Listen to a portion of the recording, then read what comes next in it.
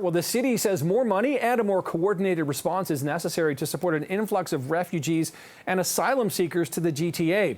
These comments come after the federal government announced yesterday that Toronto will receive $97 million for the interim housing assistance program. This is part of a $210 million package across Canada.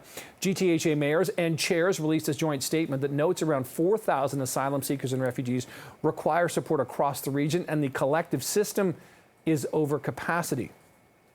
A statement from the city reads in part, as the city of Toronto has been flagging for over a year, we are in a state of crisis when it comes to homelessness, shelter, and refugees. There is available funding for 500 refugees, yet the city is covering more than 3,100 spaces on money in reserve. There needs to be a coordinated regional response that looks to address today's crisis and then a long-term and sustainable program.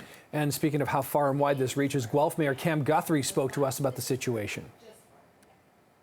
Other communities outside in the GTA area and beyond are all experiencing this. Sometimes the dollars is not actually matching up with the amount of people that are actually arriving. So that conversation is really going to need to happen as we plan to move forward. It's actually just the right thing to do. And that's why we're really calling on the upper levels of government to do the right thing. Let's get together and let's get a real plan that is workable for everybody, makes sense, and is common sense. And I think most people would gather around that. And that, again, not only will help us with the capacity issues that we're experiencing, but help the very people that we want to welcome to our cities. And yesterday, Canada's immigration minister defended the federal government's approach. We have programs in place to support specifically the people who are chosen to come through official Government of Canada programs.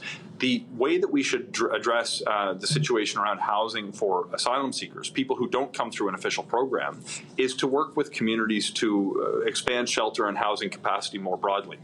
Going forward, the path to solve this challenge should not rest solely with one level of government, but all three levels of government, who I would argue have some responsibility to take care of vulnerable people who came not as a result of decision of any one level of government, but because they needed to. And Premier Doug Ford said yesterday that the federal government needs to pay these bills as well as speed up getting newcomers work permits.